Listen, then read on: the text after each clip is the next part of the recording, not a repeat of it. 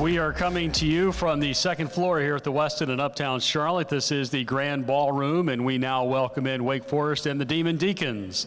We've got 30 minutes with Cade Carney, along with Justin Surratt and Dave Clausen. We'll spend about 6 or 7 minutes with each of our student athletes, and then about 15 minutes with the head coach himself. For our students, so you'll know, we've got microphones floating throughout the room. We'll ask the members of our media to please identify yourselves, the agency that you're with, and your questions for our folks, and we will get started. Cade, our first question will come to your right, first row. Cade, Dan Tortora, wakeupcalldt.com, over 1,000 yards rushing last season. Just what you can say not only about your play and your development, but obviously to give some respect to the offensive line and any returners as well that you think will step up there on the line. Yeah, last year that was one of the most exciting things going into the season, as we had fifth, sixth-year seniors heading up our offensive line, and they did a fantastic job, as 1,000 yards shows on my side, and I think we had over 1,800 yards rushing. They did an amazing job all season last year. We battled injury early at our left tackle, and we responded, and the guys did an awesome job throughout the year responding to that. This year it's really fun because the left tackle's back. Justin Herron, who's coming off of a knee, is healthy, and he's ready for his 6th year as a senior. And then we've got Nate Gillum, who's coming back as a senior, and Jake Benzinger, who are coming back seniors in their natural positions, ready to take that on. Super excited for them, and then we've got some places that are going to be filled with guys that we feel like have matured a lot and have grown into the position, and they're more than ready to take it on. Zach Tom in a center, who's a bright kid, who's really ahead of his age, and I'm excited to play with him and have him ID in the front for me, and looking for that left guard. We've got really good competition, which is a great problem to have. A problem we didn't have early in my career, so we're thankful for that, and super excited to see what happens there throughout camp. Cade, to your left, the third row.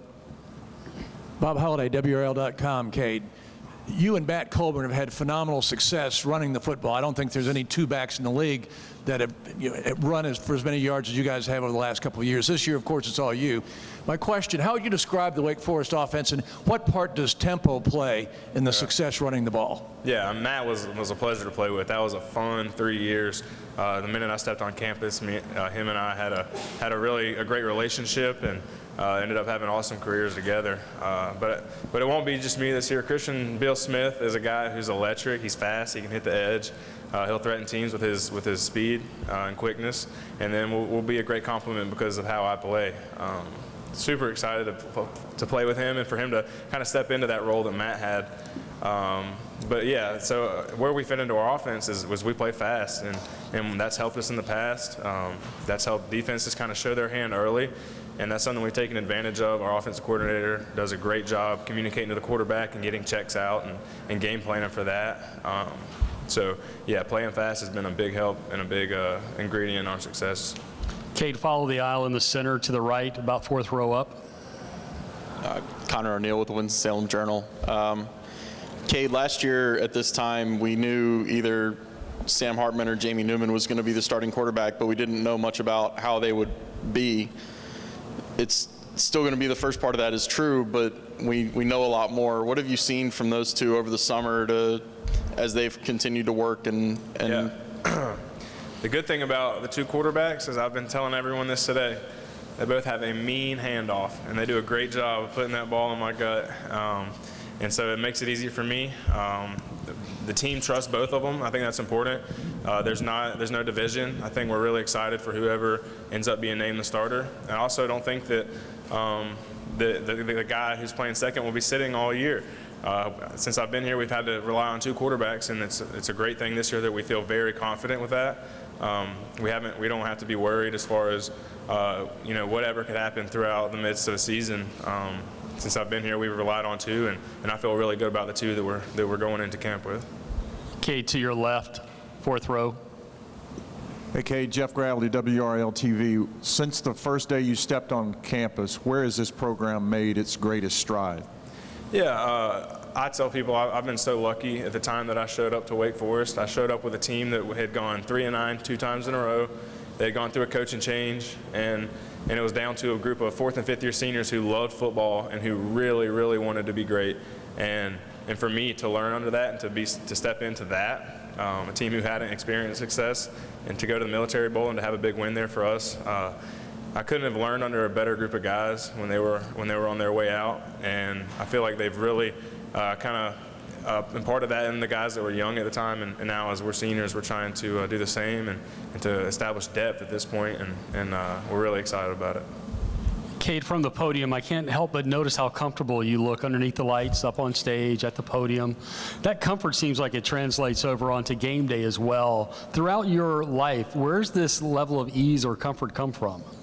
Well, for me, I put my trust in Jesus Christ, and I believe in who God says I am, and that's where personally my ease and my peace of mind can come from, and the ability to get up here and not be, shaken, or to read an article that says I'm a terrible player and should never run the ball again, or if I read an article that says that I'm the best running back that Wake Forest has ever seen, and there's no one that can compare to him, I get to have the assurance of wherever I'm at to be even keel, because God says that I'm a child of His, that I'm loved, and that I'm important, and that I'm valued, and that's where I rest at night, and that's what I can, at the end of the day, believe in that opinion of me.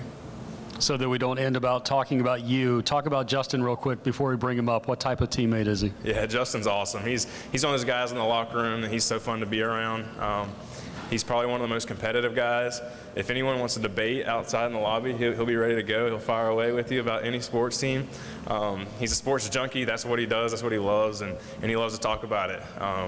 But on the field, Justin's one of those guys that we trust. He's done an amazing job of kind of taking hold of the linebacker room and really the defense as a whole, and getting everybody on the same page. They've gone through a lot on that side of the ball, and Justin's been one of the stabilizers on that side of the ball for us, and I'm really excited to see how not only what kind of year he has this season, but the defense as a whole, because he's done a great job bringing those guys along this offseason. All right, let's switch places with Justin. And Justin, as you're coming up, be thinking about how you would describe Cade. That'll be your first question. So Justin, describe your teammate. So Cade, great teammate, ultimate competitor, somebody that you got to bring your pads when you hit them each and every time in practice, and just been a great teammate to have over the years. He's an unquestioned leader in the offense, and just a great teammate over the years. We're going to go to our right. We will have the microphone come over to the first row. Justin, over 100 tackles last season to lead the team. Just what you can say about your leadership role going into this season, as well as some of the guys stepping up on defense, as obviously you're looking to fill some spots there. Yeah, so I think as a leader of the defense this year, it's pivotal to get guys to buy in and have that winning mindset. We got some young guys on the defense this year, and it's very important to teach them how to prepare for a game, how to take care of their bodies throughout the season. And for guys like Boogie Basham and Asang Bassi, those are guys that need to be leaders for our defense this year in order to carry guys and really just build a unit that's really going to push throughout the season and just develop each and every week. Justin, to your left, third row.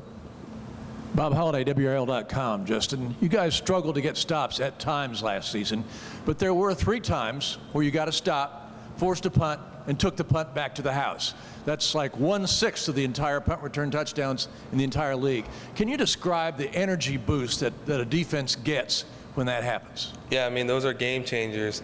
And to be honest with you, with the tempo that our offense plays with, anytime we can have somebody like Greg Dortch last year take one to the house, it's a nice little breather for the defense. You get a little time on the sideline to catch your breath. And those are always big plays, momentum swingers. And yeah, they're really helpful to winning ball games. Justin, from the podium, you're already a senior. How did that happen? Honestly, I couldn't tell you. It flew by. I just remember it feels like last year I was a redshirt, 190-pound freshman linebacker, and it's cool to see over the years the teammates I've had, the relationships I've built with some of the kids on this team, and I'm excited for this season to end it the right way. We're going to travel up the aisle to the right with Conor O'Neill. Justin, what's been the summer adjusting to Coach Hemphill's defense? I know you guys had 9 games to learn it last year, but that was in the middle of the season. What's it been like to have a full spring and a full summer to get adjusted in that system? Yeah, it's been good. I think we're pretty similar from a structure standpoint. I think we're going to have the ability to play a little more nickel this year. And I think just the spring and along with this summer, it's been good to understand more of the scheme as opposed to technique. We've thrown in some change-ups, some calls that I think are going to help us. Big situations this year on 3rd down, stuff like that. I think just overall as a defense, I like the way we're heading into this season. To your right, Justin, first row. How you doing, Justin? Hal Nunn with the News Journal and the Sports Blast. He said you were a sports junkie, so I'm going to ask you a question. The commissioner was in here earlier talking about the ACC network and ESPN. Yeah. Do the players talk about that? Is it on your guys' radar screen? To be honest with you, we don't talk too much about TV and all that type of deal, but obviously anytime we get an opportunity to play on the ACC network or ESPN, we're obviously excited. I know we have an ESPN game against North Carolina this year we're looking forward to, and really just the first game of the year, Utah State, I'm pretty sure that's an ACC network game, and they're a great team. Looking forward to opening the season against them and opening the season with a victory. Any other questions for Justin? Justin, any final thoughts from you? No, thanks everybody for coming out. Look forward to the season. See you guys around. Justin, thank you. We'll bring your head coach up now. Coach Clausen with us for about 15 minutes or so. Once again, even though you've introduced yourselves to the student athletes, if you'll take the same courtesy and introduce yourself to the coach, that'd be great. First question will come to my left, our coach's left as well, so second row. Hi, Coach. Tom Shanahan from the Shanahan Report.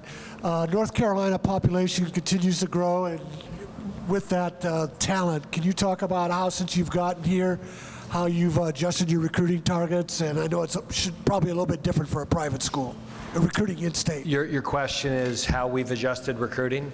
In-state, with the growing population. I think we've always prioritized in-state recruiting. It's a little more difficult to recruit in-state when you're 3-9 and 3-9. And we've taken such a significant step in terms of becoming a perennial bowl team. We've had success. The other part that's really helped us is Wake Forest has never made this type of facility and budget commitment to football.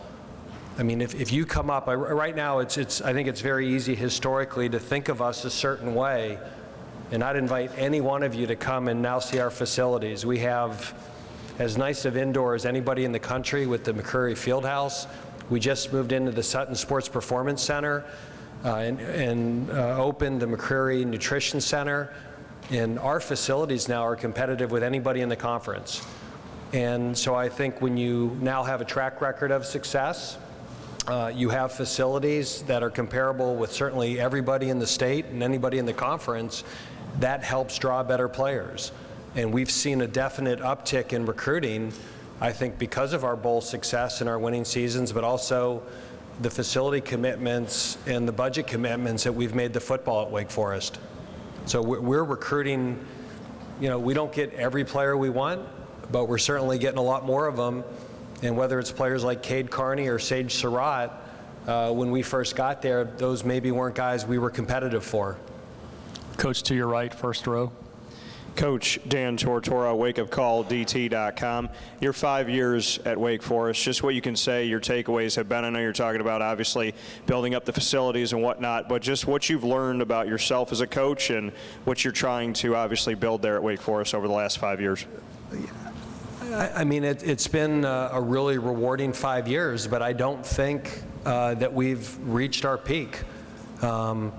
I think that you certainly go into it with a value system in terms of how you want the program run, and you learn to never deviate from your core values.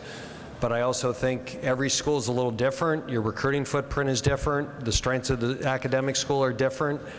And I think right now our staff and myself personally have a much better feel for exactly what the school is, what we can attract, how that affects how we play offense, defense, our kicking game. And then it's just to remain very disciplined. We are still a developmental program. We feel we're certainly recruiting better, but a lot of our success has come from redshirting.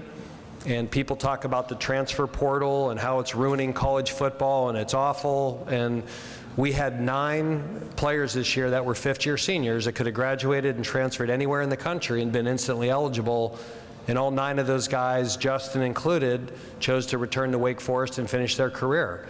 So I think it's very important to be consistent in your recruiting message, and then making sure that you deliver all the things that you say you're going to do during the process.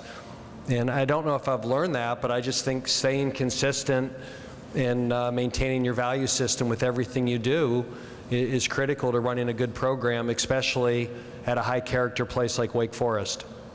Coach, your next 2 questions, left side, 4th row.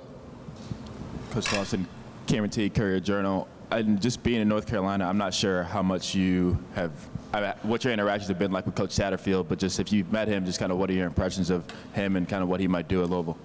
Head coach's favorite question, ask about another coach at another program. I have great respect for Coach Satterfield. I knew him back when he was the offensive coordinator at Toledo and I was at Bowling Green, and got to know him then.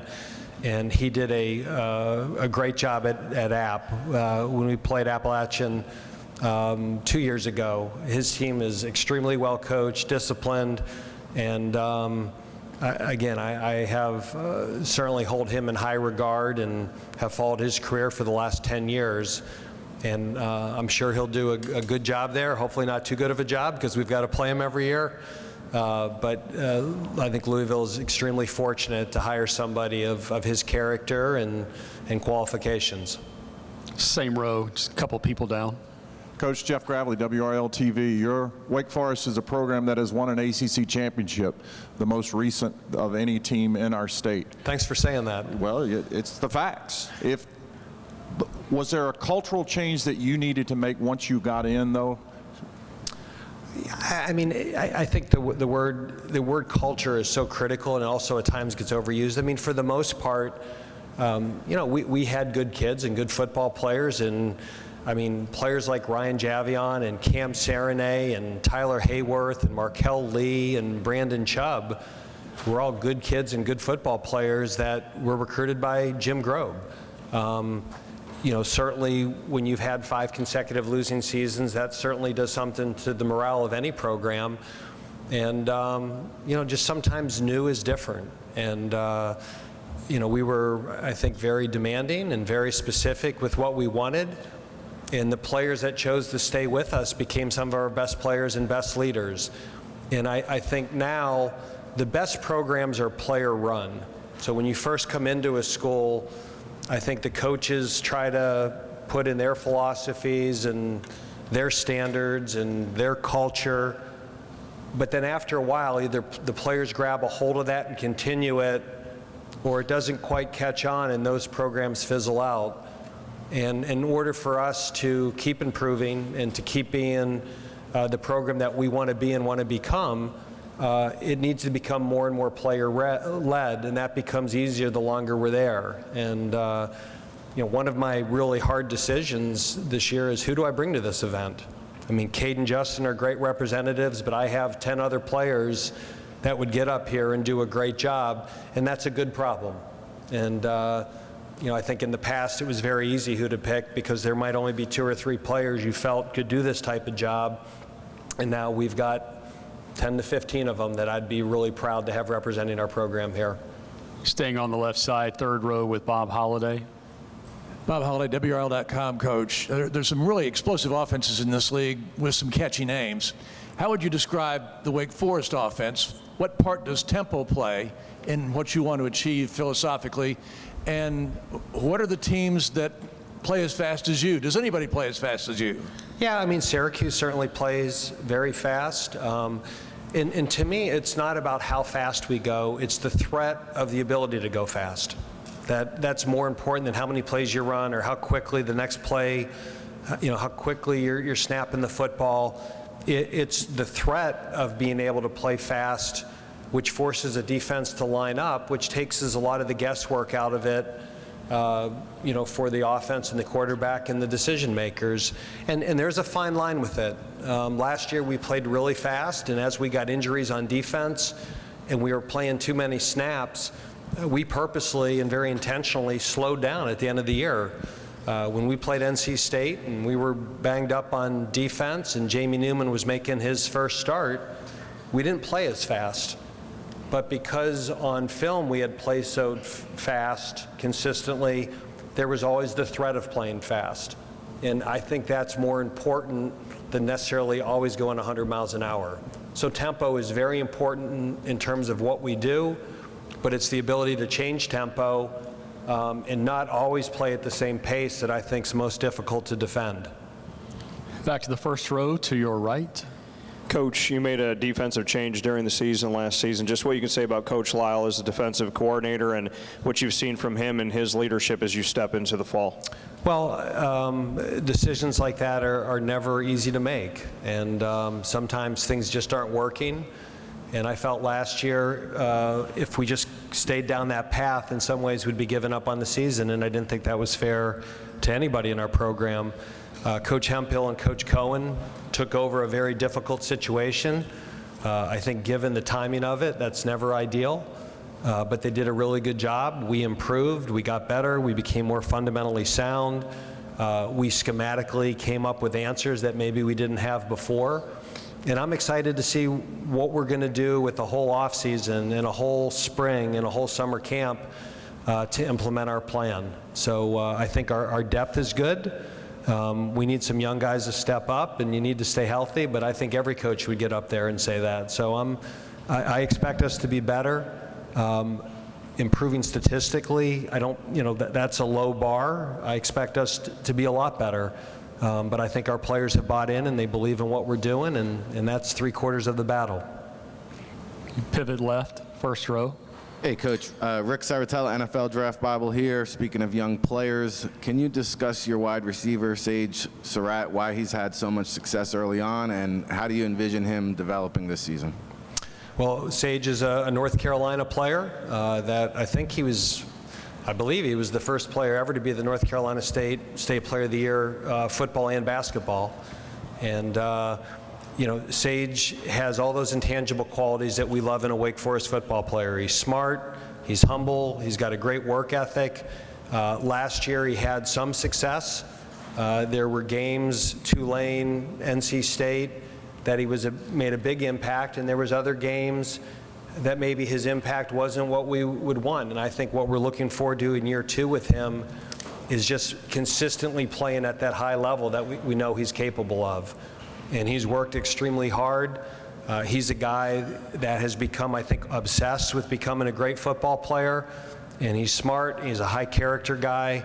And, we're excited he's ours. And I think if he can stay healthy, that he has a chance to have a real breakout season for us. Coach, up the aisle to the right with Conor O'neill. Hey, Conor, good to see you. Dave, good to see you too. You too, Les. Kind of similar to what I asked Cade about the quarterback situation. At this event last year, we knew that Sam and Jamie were going to be, one of them was going to be the starter, but we didn't know too much about how they would react in that role. And now you've, through circumstances, seen how both of them would react in that role. So how much does that factor in going into another battle between the two of them this year? I mean, a year ago we were here and our 4-year starter graduated and our starter just got suspended. So I certainly would rather be in this position than the position a year ago. I think the good thing is that we have 2 quarterbacks who have proven that they can win games in the ACC, win games at Wake Forest. It's a good problem. It's competitive. I don't know who our starting left guard's going to be. I don't know who our third linebacker is going to be. And right now I don't know who our starting quarterback's going to be. But I have great confidence in both of them. And historically, we have not gotten through a season there healthy at the quarterback position. So as much as I'm worried about who the starter is, I'm also concerned with who's going to be our third and who's our fourth. And we've got to make sure that we're continuing to develop the position But I feel good about both of them, and it'll play out in August. Coach, your last question here from the podium. Cade talked about the ferocity by which the quarterback puts the ball into his basket. Strong handoff. I would qualify that as one of the little things.